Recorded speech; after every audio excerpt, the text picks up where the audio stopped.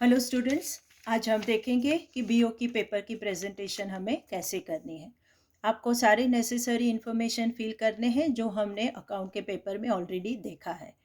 आपके एग्जामिनर आपके पेपर को इवेल्युएट करेंगे और उस तरह से एग्जामिनर, मॉडरेटर और कोऑर्डिनेटर के मार्क्स डाले जाएंगे। हमें जो ध्यान रखना है वो कि हम सेक्शन वाइज क्वेश्चन लिखेंगे। सबसे पहले सेक्शन ए आता है, पूरा सेक्शन एक साथ लिखेंगे और जहाँ तक हो सके क्वेश्चन की सीरियल ऑर्डर को हम चेंज नहीं करेंगे।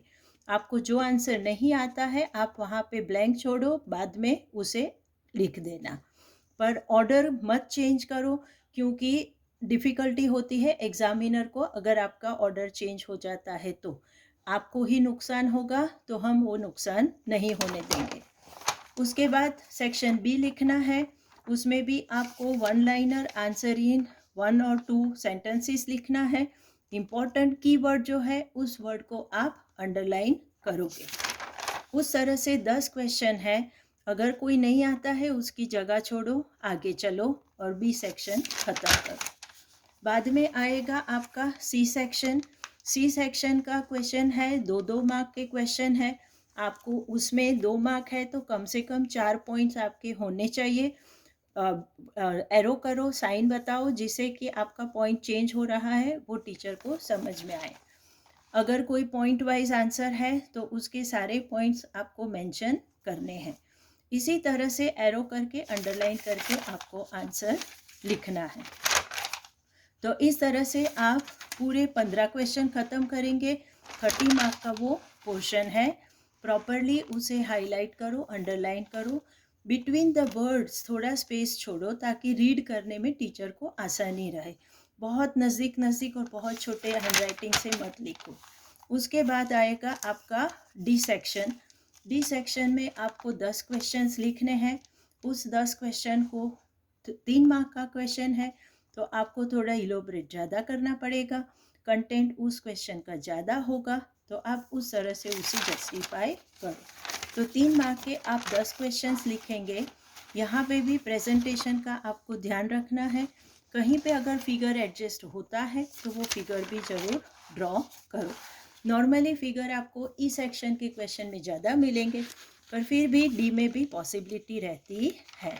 तो उस तरह से आप डी सेक्शन के पूरे 10 क्वेश्चंस को आंसर कीजिए। अगर जैसे कि एलिमेंट वाला क्वेश्चन है तो आपको डेलीगेशन ऑफ अथॉरिटी उसमें फिगर मिल जाएगा। तो ऑप्शन में क्वेश्चन आता है तो ऐसे क्वेश्चन लीजिए कि जिसमें आपके पास स्कोप रहे कि आप फिगर ड्रॉ कर सको। डिफरेंस का क्वेश्चन है, प्रॉपर वे में डिफरेंस लिखिए। जिस तरह से टेक्स्ट बुक में दिया गया है उसका मीनिंग क्या है, उसकी प्रॉपर पोजीशन क्या है, किस तरह से आपने उसे डिस्टिंग्विश किया है, उसका टाइटल करिए। इस तरह से आपका डी सेक्शन का पोर्शन ख़त्म होगा। बाद में आएगा ई सेक्शन जो कि 5 मार्क का क्वेश्चन है। आंसर का उस तरह से होता है कि 1 मार्क मीनिंग के लिए, 1 मार्क आपका बेसिक जो पॉइंट है उसके लिए और बाकी के 3 मार्क आपके एक्सप्लेनेशन के लिए। तो मीनिंग एंड कैरेक्टरिस्टिक्स है तो मीनिंग लिखा, कैरेक्टरिस्टिक्स लिखा, सारे कैरेक्टर को आपको प्रॉपर वे में एक्सप्लेन करना है।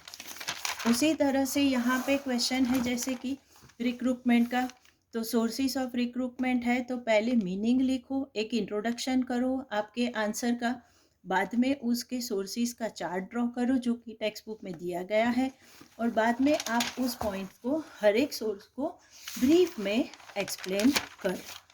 यहाँ पे क्वेश्चन है कि हायरार्की ऑफ नीड्स, तो ये क्वेश्चन में भी आपको कुछ ना कुछ ड्रॉ करने को अच्छे से मिल जाएगा।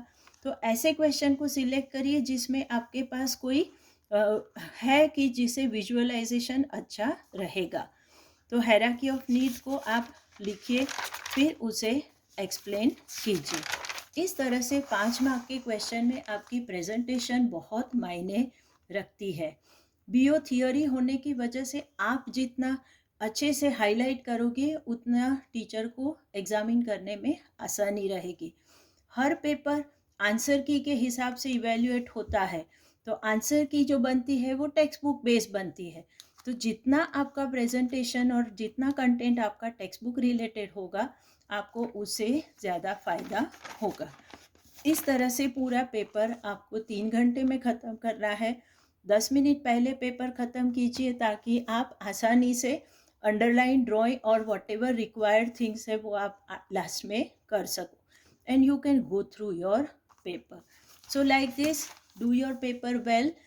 घबराने की कोई ज़रूरत नहीं, कॉन्फिडेंस रखो बेटा, टू द पॉइंट चीज़ लास्ट डे को रिवाइंड करो।